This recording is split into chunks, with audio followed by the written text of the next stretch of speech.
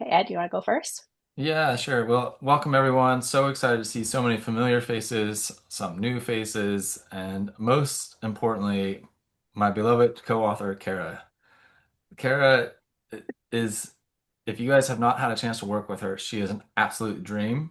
She may not be taking applicants for people to work with her, but like you want to work with Kara. She is a dream partner to work with. And I came to her with this idea about writing a book because I've been through some of her book writing workshops and I really got to see behind the scenes for how she approaches writing books so thoughtfully, so methodically, and really with care and compassion. And so I was like, I've been sitting on this idea of, man, there's some sort of becoming a financial therapist type book. I don't know what it looks like. And so I reached out to Karen and said, well, you're really expert at writing books, and I'm pretty good at coming up with ideas. So maybe we have a nice partnership here.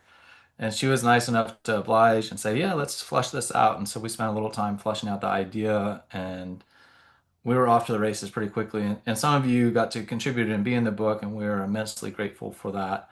Um, this book has really been a dream come true. I remember starting my career into therapy many, many years ago, 15 plus years ago. And I think the first book around a title called Becoming a Therapist I found while I was in the Philippines. And I had applied to grad school to be a therapist, and it was by Irvin Yalom on becoming a therapist, something like that. I can't remember the time. I'm looking around. Where is it? But this journey of professional identity development is huge. And many of you are well on that journey of being a financial therapist. Some of you might be exploring it, but what does it mean to be a financial therapist is a perennial question. It just keeps coming up and up, and it's something that stayed on my mind for the last 15 years before I even knew the term was here. But in that 15 years, from first getting into grad school to be a therapist to getting out of grad school and meeting people like Megan Ford and Rick Kaler and Christy Archuleta, and we were just starting the Financial Therapy Association, or it just gotten started, and oh my gosh, what it is. To having had a chance to go through, I think almost all the board leadership positions, including the presidency, and then getting out on the other side and saying like, well, now what? What's my contribution? And so I think this book really is probably that answer to that question of like, now what? What happens after this? And I had a very meaningful conversation with a fellow colleague just before this today about her transitions. She's in this book. I'm not going to name her for her own privacy, but what I want to say is no matter where you're out on this journey of becoming a financial therapist, the opportunities are continuing to open up. And the diversity of what it looks like is continuing to open up. And I think when you read this book, if you haven't already, you will see that emerging. We got to talk with colleagues who have gone through very distinct, clear transitions, even in the time of being a financial therapist. And so it's such an honor to be here with everyone today. I'm thrilled to meet the new faces and see the familiar faces that have supported me up to this point. So I think I'll stop there, Kara, and turn the floor over to you. Ah, beautifully said, Ed. Let's see. So for those of you I haven't met before, I'm a serial entrepreneur. So this is one of the reasons Ed was like, let's do a book because I can throw those out there pretty quickly. This is my 11th book on paper. So um, actually it was one of the more fun projects because when Ed pitched it to me, all I saw in my head was I get to talk to my colleagues and hear their life stories. So I think I have a journalist part who really likes to hear people's stories. And I was like, yes, I'm all in. And that has been consistent with the 20 interviews we did for the book. It was just really fun, and I got to know more sides of some of you. Some of you are in the room, and we're gonna let you wave at people and share your experience if you want to. But outside of this book, I'm a mental health therapist with my home discipline. Found financial therapy in the pandemic after almost burning out for the second time in my career, and brought in financial therapy supervision, which has been an honor to work with some of you in that capacity. I'm also the director of training at the Financial Therapy Clinical Institute. So that's Nate Astel's group. Some of you are connected to him as well. And it's just been a lot in, I guess, 5 years, technically, almost six. Just like a lot going on, but very much full of passion and really enjoying this community. So happy to be a resource to all of you, and just happy to get to know people's stories. I think Ed and I already have an inkling that this is just one version of maybe future versions of the book where we interview the next generation of financial therapists coming in. So it just seems like a project that we would love to do for years to come. So, not to make that something that's on Ed's list right now because we all have projects we're doing, but that's a little bit about me. Um, I think why it was such an easy yes outside of interviewing folks was the becoming piece was a question I kept hearing in my own head and also with the folks I was working with as a supervisor, as a consultant. Some of you are here in the room.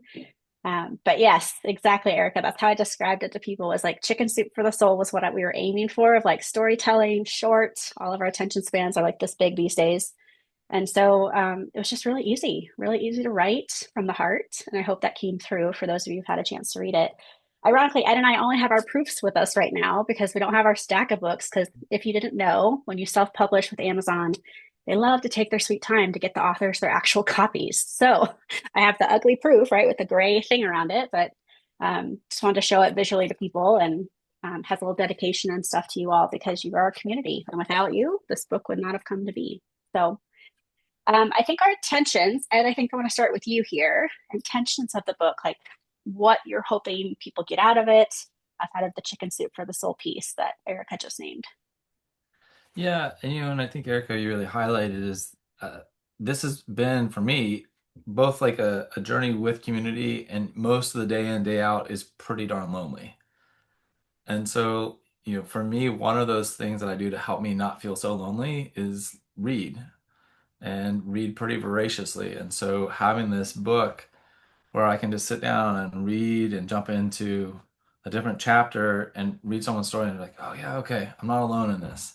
Somebody else is going through it. Somebody else has seen it. And so it was intended to be pretty short, quick hits where you could read it in 2 or 3 minutes as a reflective practice for any day where you might be feeling a little lonely on the journey.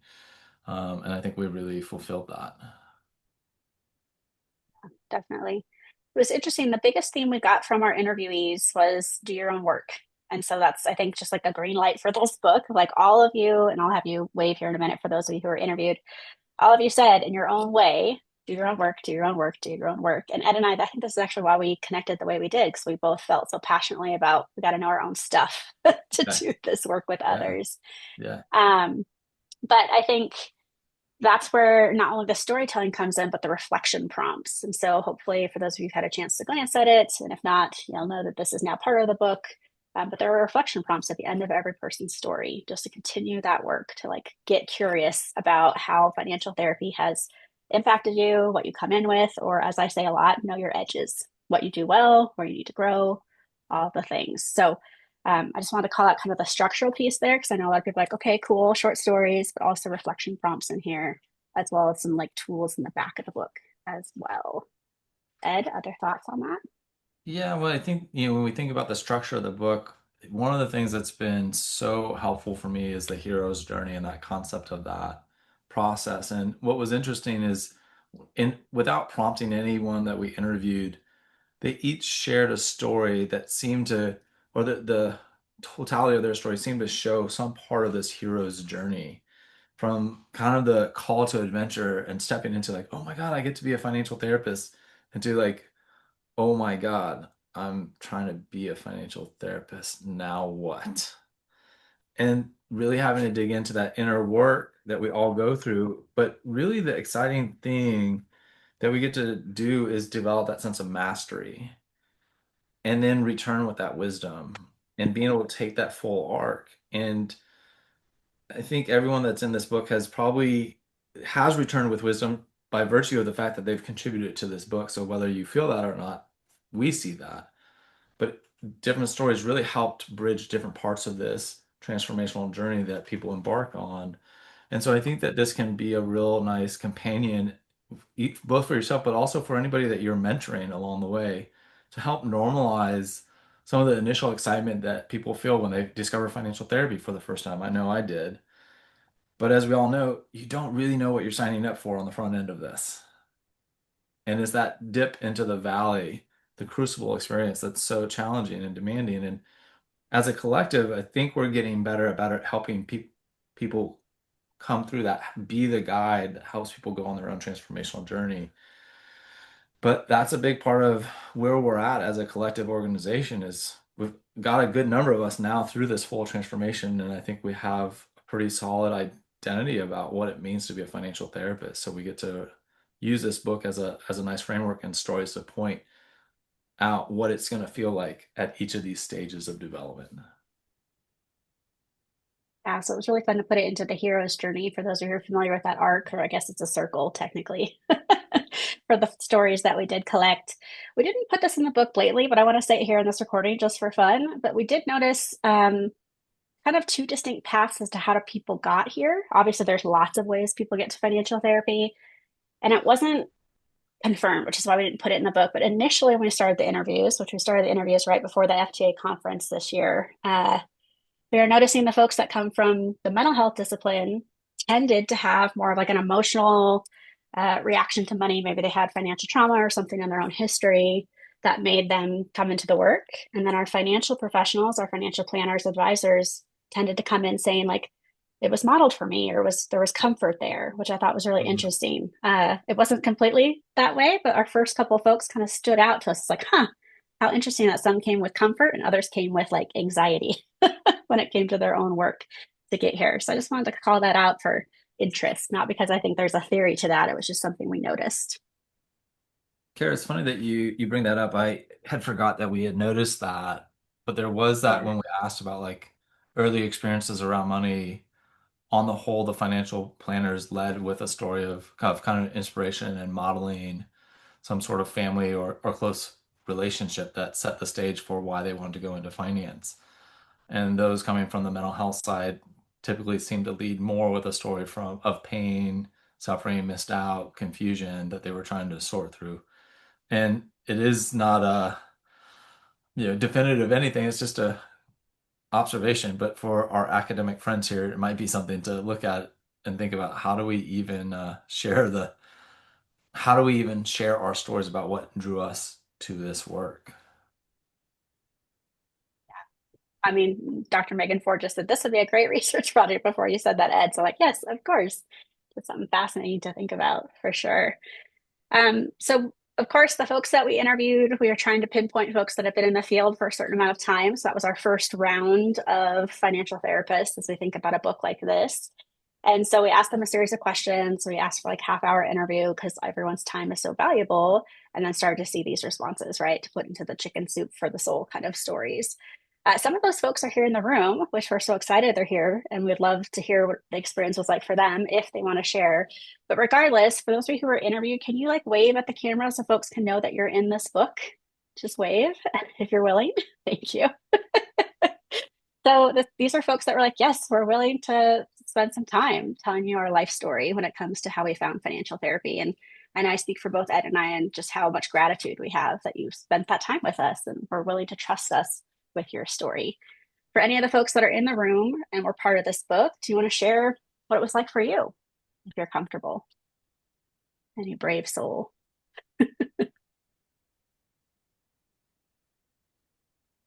I'll jump Erica, in. I'm never thank you. shy. Um, I mean, for me, it was just great to connect with the two of you, just to sit down. We know each other of where we are today, and we don't get to get that back end insight. And so I think that that was really fun to do with both of you, and also for myself to reflect on how far I've come in the field. And then I like the way you broke it up because I didn't know that, right? We didn't know how everybody would be intertwined. So it's nice, like I said, the chicken soup for the soul to get the feeling of like getting to know these people I consider friends and colleagues just a little bit deeper. So it's great. And I love the idea, Ashley, as a gift because so many people come to me saying, how do I get started? Or who's the thought leaders in the industry? So yeah, this is definitely a go-to of like, find out a little bit more about us. Beautifully said. Mhm. Thank you, Erica. Rick?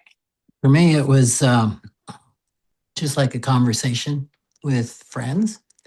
And I think the interesting thing was that you got out of me a money story that I don't reflect on. And sometimes I've been at this so long, I'm like, well, I really don't have a money story. and I've reflected on that and seen it again that, yeah, I guess I have had my journey with my relationship with money. And so that was fun to get into. and also being part of the OG part of the book. That's right, Rick. I know what OG. OG means now after the last FTA conference. Somebody called me that. I'm like, I looked at Christy like, what's OG? She said, it's we. Amazing. Thank you, Rick, for Yeah. sharing. Ashley, I see you're unmuted too. Oh, yeah. So I thought this was great. And first of all, bravo for cutting my rambling down into something that made sense and fit into a couple of pages, because you know I could nerd out on this forever. But just to spin off of what Erica was saying, you know, right now where we are is a lot of, you know, mentorship and excitement and new things, and just reflecting on back from the point where people were saying like, that's ridiculous, right? Or what do you mean? You know, yeah, it was really nice to reflect back on that and know that something's going to be out there for people to pick up and grab. That's not 400 pages long of jargon. It's stories. It's relatable. And even if you're doubting yourself for a second, you've got more than a handful of professionals telling you to go for it in this book. So thank you for bringing that, because like you said, that wasn't really something that was available. And we're lucky to have found everyone in this room to build that excitement organically and just keep spreading the word. Thank you, Ashley. I'm going to put Ashley on the spot for a second. What's it like for I don't know if you've seen, you're the first story in the book. Is there anything you want to tell us about that? Well, it's funny because when we got off the half-hour call, while I was, you know, having a break from book fair duty and all this stuff, I was like, did I even help them at all? Or did I just like ramble and have a conversation with, you know, two people I love? But yeah, it was pretty cool to read. And it's funny because my husband has read more of the book than I have, admittedly. And he's like, I never really got what you did, and now I get it. Said, oh, and that's from like, you know, Oh, Mr. cool. Engineer, military guy who's been very supportive, but like that's pretty cool. And he said, and I can call you a pioneer now because it's in writing.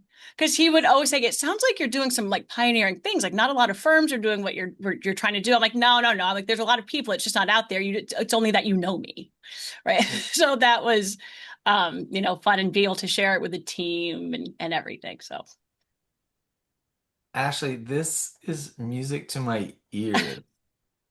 A resource for spouses. When one of our questions about like who's this book for, and Kara, I did not think spouses would be part of the audience set, but I think you're That's a right, surprise. Yeah. because like I was having a conversation last week with my wife about where I'm going with my career and what I'm dreaming up for the next stage of Healthy Love and Money and yada yada, and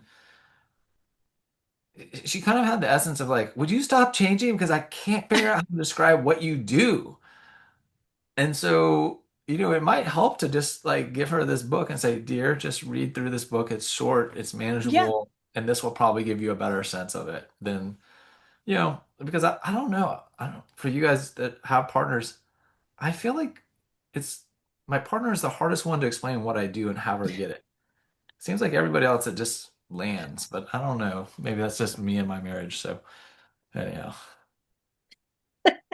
Any other No, contributors want to save me from babbling on here and talk about their experience of contributing to the book? Well, I Christy, I now see know you. what my husband and my parents are getting for Christmas presents. They're getting this book because I don't know, for like decades now, I have not been able to articulate apparently very clearly to them what it is that I do. So I'm with you, Ed. Seems like it lands with other people, but not those closest to me. I don't Thank know. you, Christy. If there's anybody that was going to save me from myself, it would be you. More times than I can count. Yeah, so I just really appreciate Kara and Ed for their extreme patience in our interviews, because they called me. We had an interview scheduled. This is the middle of wheat harvest in Oklahoma. My family farms. I am the truck driver for the wheat, so I haul all the wheat. And I'm like, I'm going. I thought I could get back, and I'm like, nope, it's not happening. All these things are happening all at once, and they are so gracious, and I just felt super supported. And then the next time we scheduled it, I'm like walking on a plane. We're finishing up our conversation with Ed, and I don't think Kara could join, but I was just super appreciative of all, not just of the time and space and your reflection and ability to articulate and reflect back to me in even more of a clear way than probably what I was rambling about, was incredible. And I know that you took such passion and care for each of the people who you interviewed in this book. And I have not read it yet, but I really look forward to it. And I'm very excited about this book because I have students, of course, asking, like, well, what do I do and how do I get there? And now I actually have a resource that I can either assign to them or, and require them to read, or they can do it on their, do it on their own. So I'm super excited about that. So thank you. Thanks, Kirsty.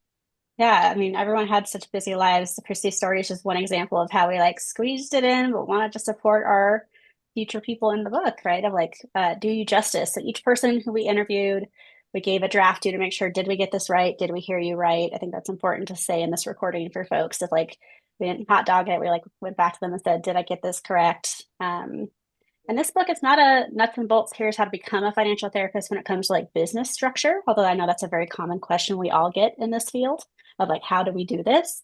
Um, I know there are other authors here in the room, even like Erica, who have written some of that piece of like, here's how this looks to do the work. Whereas we're talking more the inner work. So I definitely want to like call that out for folks who have had a chance to read the book.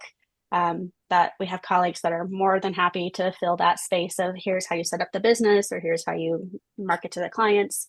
But this book was really meant to be that heartfelt inner work. So hopefully, Ed, I don't know if you have anything you want to add to that. No, I think that's great. And I see Stephanie raise her hand, so I'd love to have Stephanie chime in I if just it's wanted Yeah. to chime in because it was such a pleasure to meet Ed, the legendary Ed, for my interview. And then I just want to come clean, being the former journalist I am and the micromanager. I messaged him the day that he sent it to me, full of edits. Right. You And you did. were You sure like, did. I'm not working yet. So, yeah, that's a personality type, but I appreciate you. Yeah, absolutely. It was a pleasure meeting you and hearing your story. I'm so grateful for the contribution. And incredible story, right? It really speaks to the diverse backgrounds that people bring to the table. Is it's not just the financial planner or the therapist. I mean, Stephanie, your journey as a journalist first really speaks to there's so many different professional types that are directly or indirectly in touch with people's personal financial lives, and they see the stress, the pain, the confusion, the hurt, the shame, and are left with like, what do I do with this? And I think that financial therapy is the response. And so it's great to be able to welcome and represent different people with different backgrounds that are drawn to this work. And Stephanie, your story is particularly powerful because there is a decent industry of personal finance writers and journalists. And my experience, Stephanie, and maybe you can correct me, is by and large, they generally want to help people, Yeah. right? But They it's want to also get the about information. story. Say that again. What we do is about story. How you wrote the book is about story, and our work is engaging with people's deepest stories. And as a journalist, I felt like that's what I got into that business for. And then I could find that passion translated in a different way. And people often say to me, like, how do you go from being a journalist to being a financial planner and a financial therapist? Because to the average mind, it makes no sense. And for me, it's like obvious. It's about our stories. That's what I'm sharing, or that's what I'm delving into, and that's what I'm understanding. Oh, well, look at the conversation that's happening in the chat right now. Bethel, you said yes, journalist here. Hi, Stephanie. And maybe the two of you might be able to connect and provide some guidance on how someone from this background. Bethel, it's in the chat, so I'm assuming it's safe to say your husband is a therapist. Yes.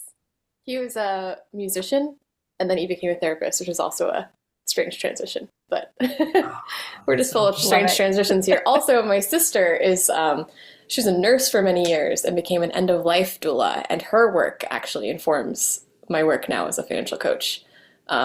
Because the kinds of wealth that people think of at the end of their life becomes relevant in how you kind of think about what you're doing with your wealth in the present. So I love the interdisciplinary approach. I'm also sort of delighted that I recognize so many names here, and that I've spoken to Stephanie before and Rick, and so thank you all for being such a generous community, such that I've already, encountered you, and I'm happy to know you more. And thank you for writing this book, so I can have a way of accessing the starting point, moving from journalist to AFC to potentially a CFT. Oh, that's wonderful. Well, we're so Wonderful. glad to have you here and to be a part of this community. Yeah. And Bethel, you should also talk to Ashley. Ashley, you just did that certification, didn't you? Like intersections. What? So I am also an end of life doula, and I bring that work in and do presentations to mainly estate planning and insurance folks on how to talk terminal to clients and kind of just speaking with them to get through progress without labels. That's so smart. Yeah, that's incredible. And I became a certified grief educator because I felt that with my work with financial therapy, there often are grief issues, whether it's inherited from someone dying or loss of money that came through at some point in the past. So tying in the other side of that off also. And I'd be delighted to connect because I don't know you yet. Well, Alana, while we have you speaking, I hope I'm keeping track of everything, but you are also a contributor to the book, and we haven't heard your spin on it yet, I think, so I'm going to call you out if that's safe. Yeah, totally fine. I have to say I'm remiss that I did not order the book. I can't wait to read it. I just put on my list to order. It slipped through.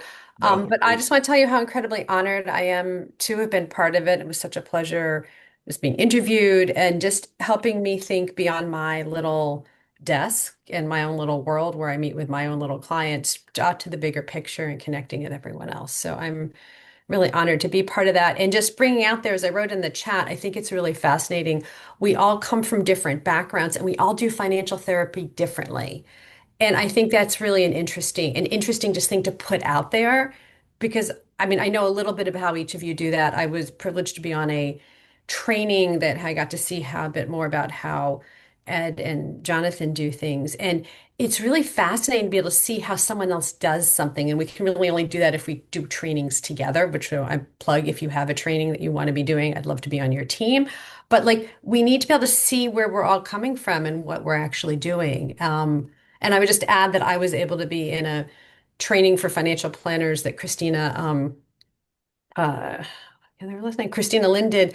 And I was in a motivational interviewing training. And what was interesting to me was I was doing motivational interviewing, and we do these things with our clients, and we don't realize that we're actually probably very good at that. But until we get our peers to like go, oh, that was really good, or be able to see what someone else does, like Ed, I used something you used. I saw you use with a client who was so helpful.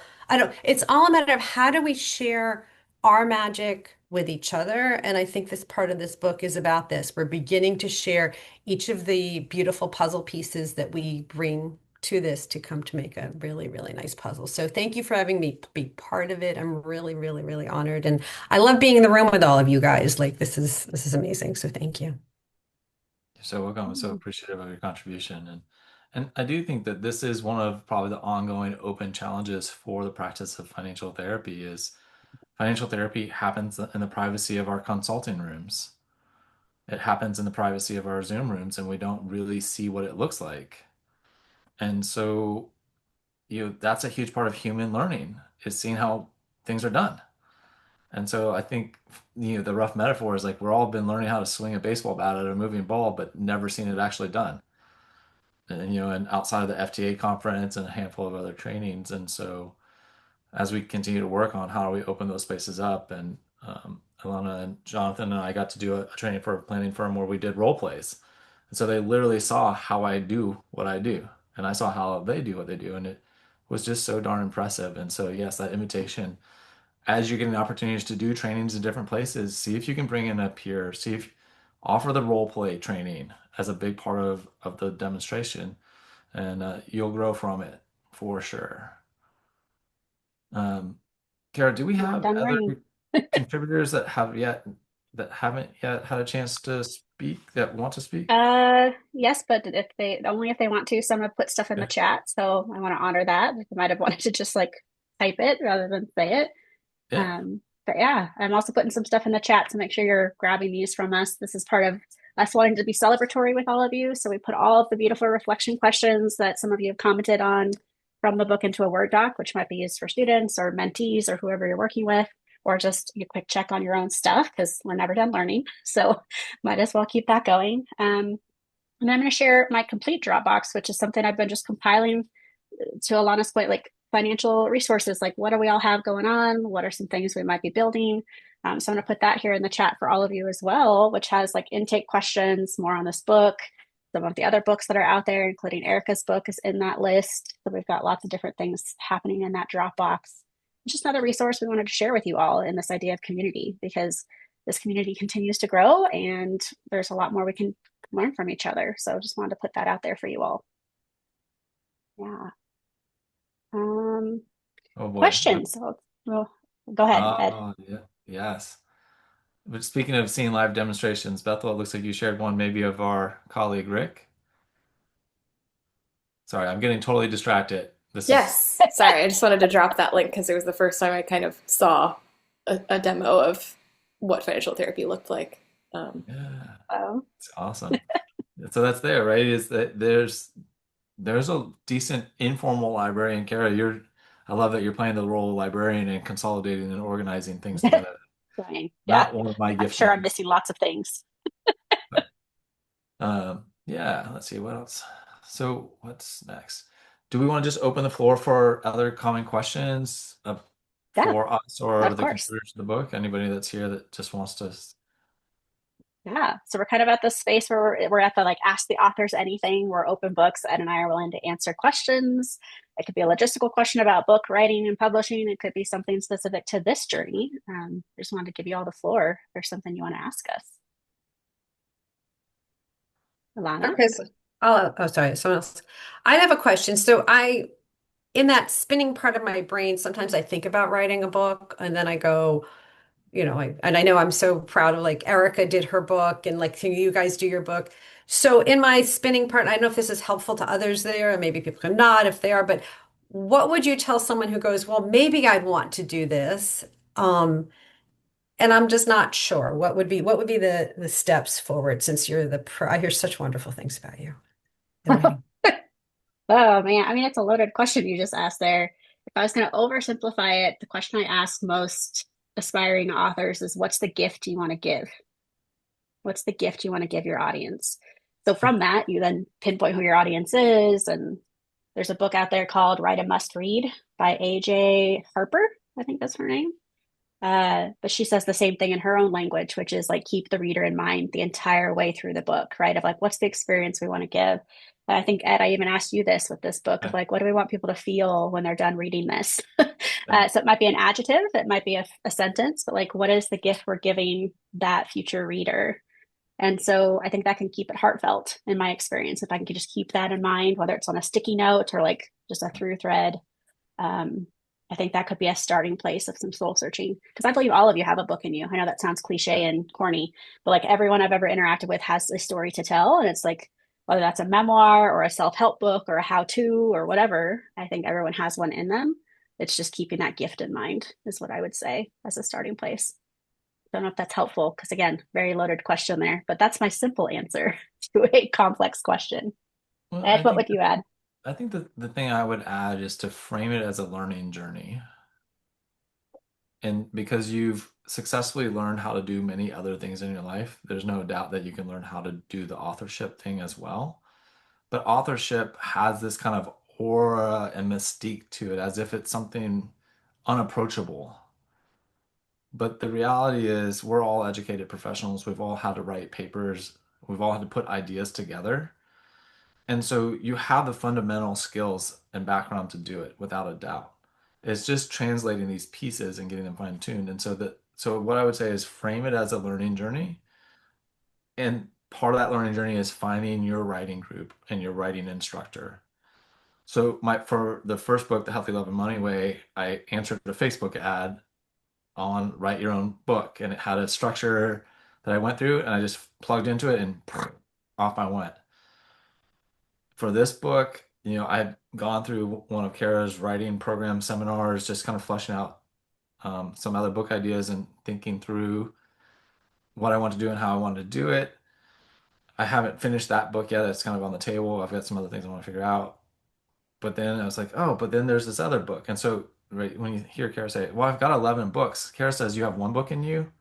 I think that's BS. I think we all have multiple books within us. You won't know the next book until you write the first one. And writing books is a clarification process. And so it's also for you as much as it is for others. Writing is an opportunity to clarify how you think about things, and it's a magnifier, it's an exponentiator in the professional that you're going to be, because it will force you to articulate how you think about things. And it's that self-mirroring back. You can go back and read and be like, oh yeah, I do know this stuff. Because I don't know about you guys, but like I'm a king of self-doubt. Like I will self-doubt myself into like hard stop. So those are a few things. I know there's a few other authors on the call, and Kara, I'm happy to share the floor for people that have authored books if they want to offer their 2 cents, both for Alana or for anybody else that's a budding author. I think Kathleen, you have a book out, right? Yeah, no, I've written 5 books, and Sorry, I yes, would C5. Yeah.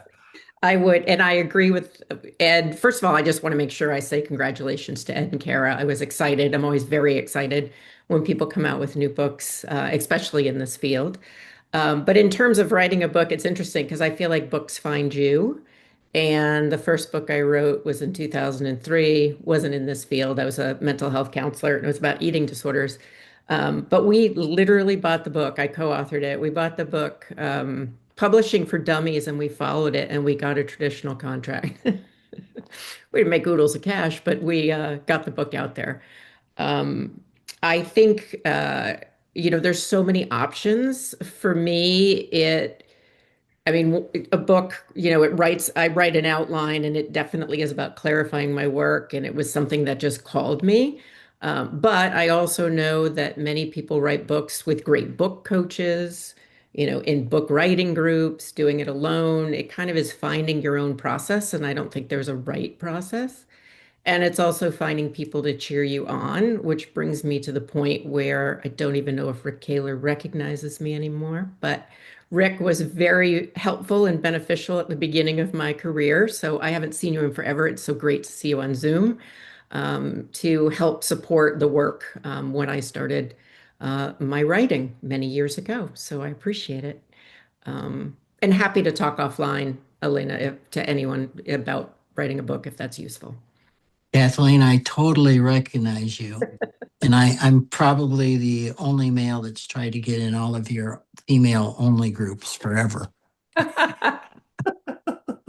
You're in all my books though, Rick. Does that count?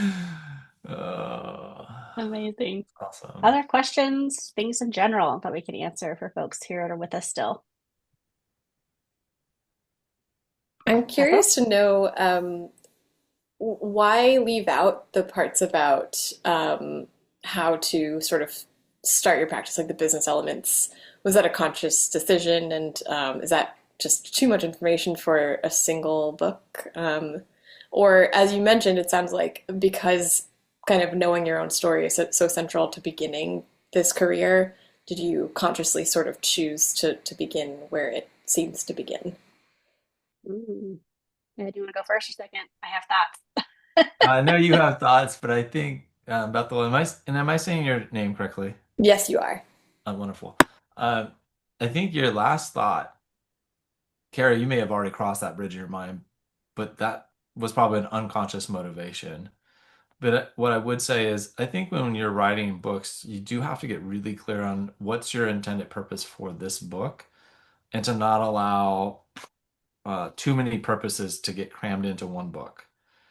It can be very hard to make smooth transitions between different purposes within one book.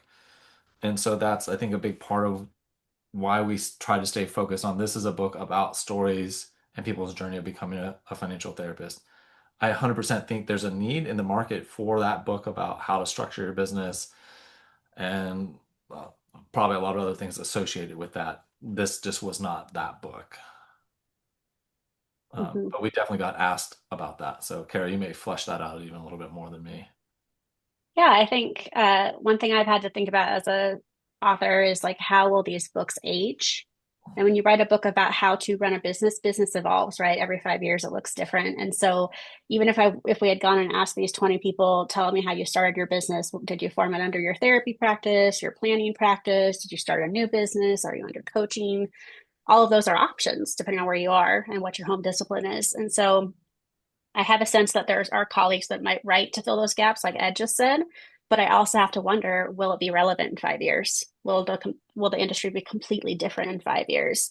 And as an author, that doesn't bode well, whether you're with a publisher or self-published. I mean, luckily you could update some things, but this was one where it just felt like it wasn't going to age well. I didn't really want to speak to all of that. I feel like that's what consults and mentorship and some of the things might be for, because I also have my little lawyer on my shoulder being like, well, what if what you say someone takes and runs and then it fails, right? Or like something happens. So from a very risk averse place, which I, as a mental health therapist, no surprise, I was just like, no, I don't want to touch that with a 10-foot pole for all the reasons. But it's a valid question. Really valid. Thank you. I will just add this to say, it's just not that much fun to write about for me. Yeah, it's really not. Right. And so like That's true. as you think about authorship, like write what's fun and engaging and interesting for you, and it'll come through. But if you write what you feel like you should do or what's the right thing to do, people will read that too, and that it won't be as enjoyable. And actually, Ed and I just found a book. We're not going to name it because it doesn't deserve any publicity because it's a bot that put it up. But we did find a book that's a how to become a financial therapist, which literally looks like a ChatGPT scrape to write it. So for all of you who have done the blood, sweat, and tears of writing books, like it feels really offensive that it's already out there and there's not much we can do about it. But it's blatantly obvious that it's not a human that wrote it. And so I think that's also something just to keep in mind is like, how can we instill heartfelt meaning into a book that would be in direct contrast to something that people could just use AI for? That's my own bone to pick, though. Yeah. Other questions or thoughts?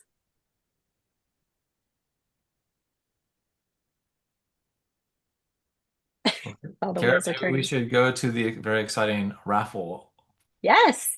Yeah. So I have a random number generator website page up that I'm basically just going to like put in how many people we have here at the end of our little event.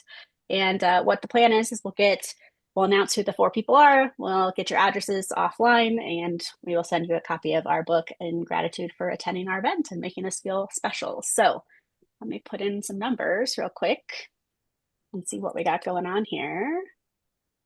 Generate. So first person. Okay, Rick, you're first number 1. So I'm gonna put you in here. Yeah. You get a copy. I know this is like anticlimactic because I'm like plugging away on my end. Rick Ed, fill the space while I do this because I feel like everyone's drum staring at roll, me. Ed. We need a drum I roll. know. I know. I don't know. Oh, well, we both autograph it. We could probably try and make that happen. Being in 2 different states, that's a little bit more tricky, but we can do our best to make that happen. 2, 3. Bethel, you're number 2 of our 4 people. Congrats. Thank you. Chicken away. And then 3, 4, 5, 6, 7. Is it Marcia or Marcia? I don't know how to say your name, but you are number 3 of our book raffle. And last but not least, Sally Harris. Yay. So if you all can either private message me or at least get me your email, I want to make sure I can get in contact with you to get your address. Obviously, don't have to put that in the chat blatantly, but congratulations to Rick, Bethel, Marcia or Marcia. Again, sorry, I don't know how to pronounce your name. And Sally as Marcia, our raffle it's winner. fine. Marcia. Thank you. Happy to have you get you a copy of our book, and thank you for supporting it. I know a I'm question excited. Ashley asked. Yeah, thank you. I know a question that Ashley asked was how you can support us, and I think that's kind of our last thought for you. I think we speak for all authors when we say sharing the book, reading the book, writing a review of the book, if that feels aligned with your values, would be helpful to us. The more exposure it has, the more people can find it. We hope the book speaks for itself from a heartfelt place. Yeah, Ed. Jonathan actually gets this credit. He put it in here, and I don't know if this is fully what you're saying, Jonathan, but group photo at the FTA conference, but maybe we could have people bring their copies of the book to the FTA conference and we can all take one big group photo together. Yeah, That I'll would be happily fun. sign books then. Me, Ed, I'm already thinking about like bringing a bunch of books to like make sure people get access to them at the conference. Yes. So if you are coming Yes. to the conference, we will Yes. bring books with us too. Yes. But yeah, so I think group photos, but yeah, I think book reviews, talking to people about it, sharing it with your students, mentees, whoever you're working with, if it's aligned, it means a lot to us. Ed, For sure. what would you add there? I think that's probably it. I think Do you want to it's do just podcast? I don't have a podcast anymore. I just ended my podcast, but I am connected with a lot of podcasters. Is that something that would be useful in promotion? yes, absolutely. Totally. If you have a podcast or interested or podcasters where this book might be a good fit, we'd certainly welcome a warm introduction to get out and talk about it. Because I think the other thing, this is kind of that, like the future and the development of the field and the practice is part of what's going to attract people to doing this work is knowing there's jobs out there to do this work. And so the way that I think for me, part of the motivation behind writing this book is like, I want people to know that like Ed's a leader in this, that I can learn how to do this at his organization. I think, Kara, you have wonderful supervision groups that are up and going. And so part of writing this book was like, hey, people will just continue to see that we have another little piece of tool, another place to get trained. And so this is just a powerful tool for both of us to help continue to grow and show like there's pathways forward for you. Totally. So hopefully you grabbed the free resources as part of our little event today. So that included the reflection prompts for those of you who wanted all 20 plus reflection prompts from the book in one place. And then of course I just shared the shared drive Dropbox that I use for all of those supervision groups. That actually why that Dropbox exists. And like lots of people, lots of questions all in one place. So some of you already have access to that, but happy to share that in just a place of gratitude, community, and I think we're all continuing to learn from each other. So I'm sure there's much more I could add to that Dropbox, but at least it's a starting place for people who are just getting into the field of financial therapy.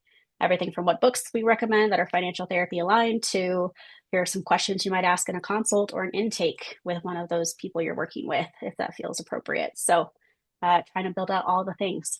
So take a look at that. I'll put it in here one final time as we're kind of wrapping up. And happy to stay in touch with everybody too, as well. I'm grabbing some stuff from the chat from our folks that are our raffle winners. Final thoughts? Love the party emoji from Kathleen. Kara, do you think I don't know, John, it looks like you have a copy of the book in the background, but if you have a copy of the book, can we do like a screenshot of all of us together? If that's okay. Of the book? I mean, I don't think everyone has books and some people are popping out. Some of us might have the book though. John, yeah. got a copy.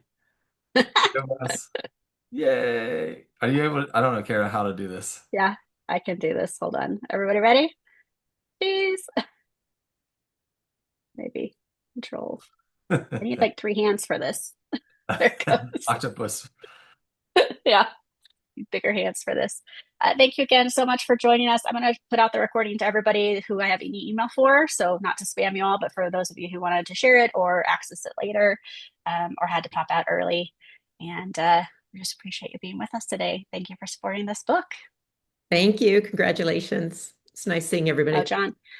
Thank you. John, I will fix that link because I see that something's off here for you. But thank you all. I will put the links in the email as well. Bye, Let's everyone. do that. Take care. Happy holidays. Bye, everybody. Congratulations. Bye-bye. Cheers. Good job. Congratulations. Thank you. Thank you.